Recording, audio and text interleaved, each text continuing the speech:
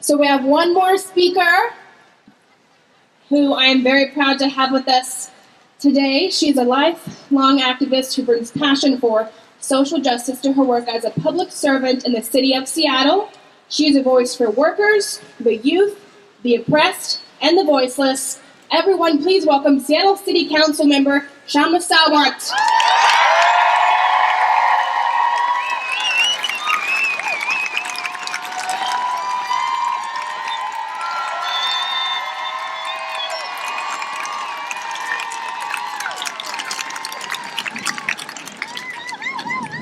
Gratitude to you all for being here, to the Duramish for their land, and for all the courageous activists like Debbie and Kelsey who organized today's action.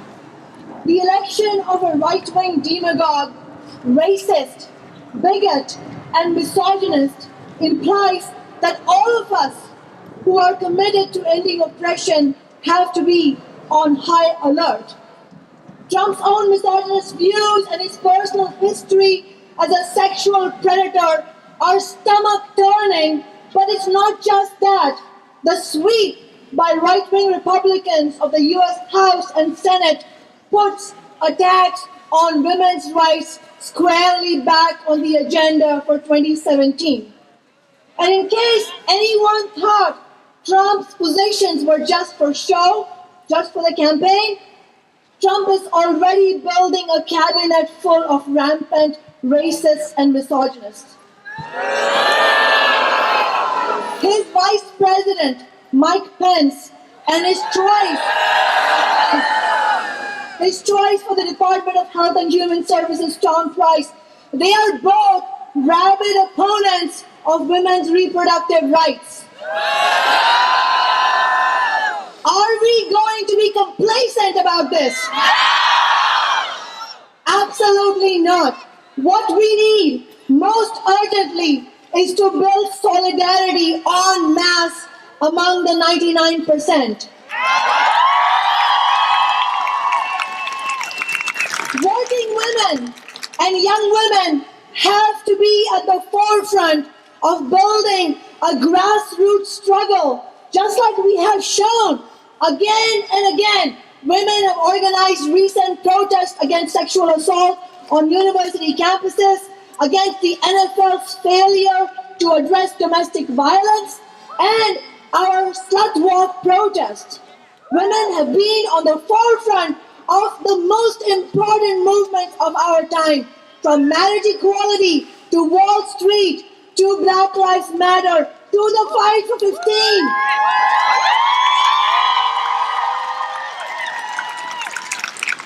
And the fight for trans rights, and now to the growing resistance against Trump. Millennial women have already shown their willingness to fight against inequality by strongly supporting Bernie Sanders' call for a political revolution against the billionaire class. And right now, working women are leading the historic fight back against the billionaire oil lobby in Standing Rock in North Dakota. A struggle that has repeatedly urged Obama to cancel the Dakota Access Pipeline, although so far he continues to side with big oil. My fellow activists, the Republican Party is serious. They have already proven their determination to rip apart reproductive rights. Particularly, they have already done this in the southern states, but they want to bring that nationwide. But it's not just our reproductive rights as women. It's our rights as workers that are on the line. Trump's administration is the richest presidential cabinet in U.S. history, full of billionaires who are deeply hostile to the working class. Trump and the Republican Party are positioned to wage a bloody war on labor unions. Already they are drawing up plans to decimate job protections and benefits for federal employees, which, if we don't stop it, will be a juggernaut that will hit women and people of color the hardest. So, my fellow activists, how do we successfully fight against the tsunami of attacks that is going to come at us? How do we go beyond stopping those attacks to winning further grace towards a society free from oppression? History demonstrates that it is only through mass, united, organized resistance and through political independence from corporate politicians and corporate parties that working class women and working people have forced social change. That's right!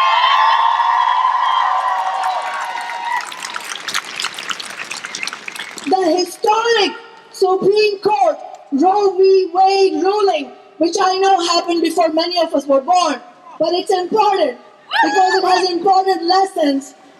That historic victory on abortion rights was not bestowed upon us by the Democratic Party or their politicians. It was won under the regime of Richard Nixon because of the enormous pressure from mass movements from below.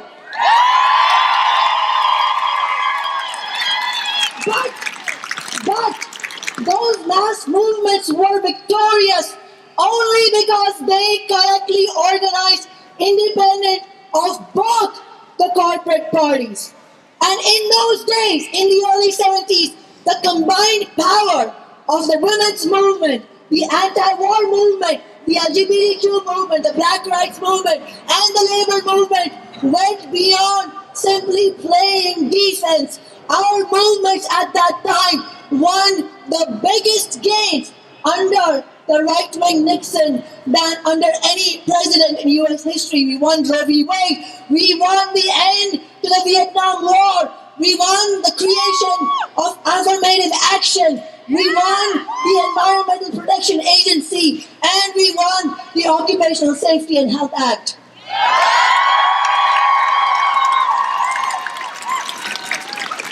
My fellow activists, it will not be easy. It will not be easy, and it will take self-sacrifice from each and every one of us. But we can win against Trump's agenda.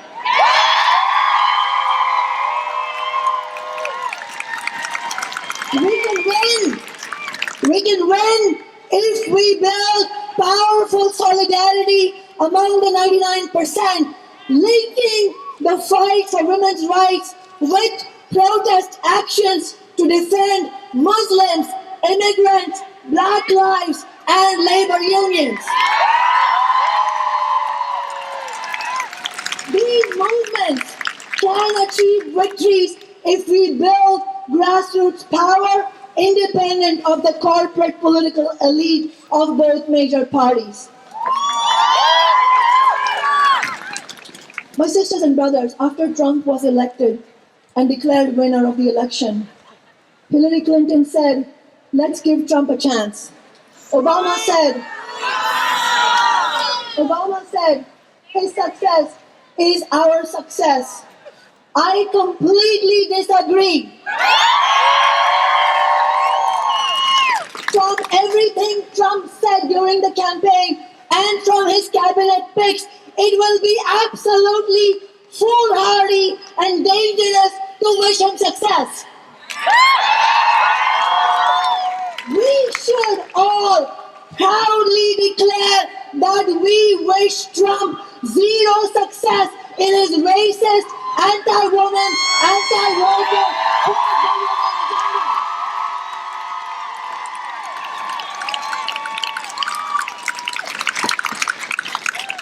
Trump was the most unpopular major presidential candidate in modern US history. He does not have our mandate, and yet he was able to win because of the Democratic Party's historic failure in responding to the growing anger amongst working people against billionaire and Wall Street interests. It is increasingly clear.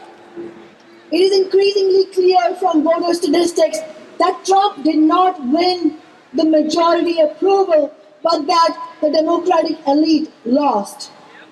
Instead of campaigning on the hugely popular issues that Sanders campaigned on, like the $15 minimum wage, free college education, and single-payer health care, the corporate Democrats blatantly ran a status quo campaign, hoping to avoid making any concessions to our movements, hoping to not make any promises that they wouldn't keep.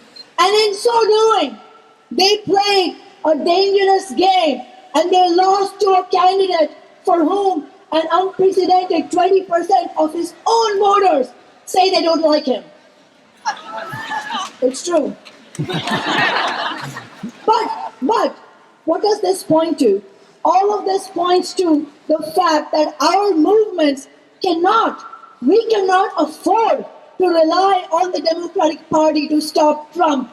While the Democratic Party will be very different than the Republican Party on many issues, they have made it clear that they, like the Republicans, answer to Wall Street and the billionaire class and to big oil, and they do not answer to ordinary people like you and me. That is why, as we build our movements, we also need to raise the question of a new, united political party for the 99%. A party that is unbought by corporate money. A party that will remain accountable to the needs of women, the LGBTQ community, black and brown people, young people, and workers. A party that can show a way forward against climate change. We need to bring together working people, women, and the oppressed to organize independently against the right-wing assaults on our lives and our bodies. Let's begin this first step by building a mass, peaceful, organized resistance on Inauguration Weekend. Join me, activists from Socialist Alternative and many other organizations organizing for mass demonstrations in Seattle on Friday, January 20th. And my personal appeal to those of you who are high school and college students, please take on the courageous, historic task of organizing mass walkouts on January 20th.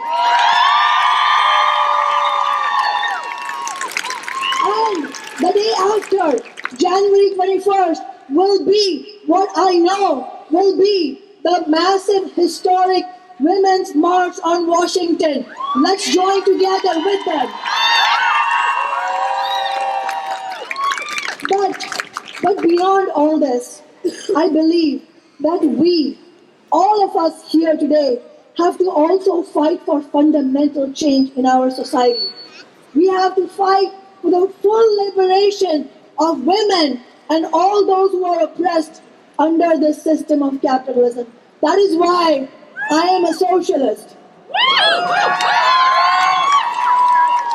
If you believe, like me, that we need to get out of this system, break free from it, and have a system that gives the opposite of what this system gives us, which is inequality, bigotry, war, and oppression, then I invite you to check out Socialist Alternative, invite you to discuss with me. Let's build a real movement against capitalism and for a better world.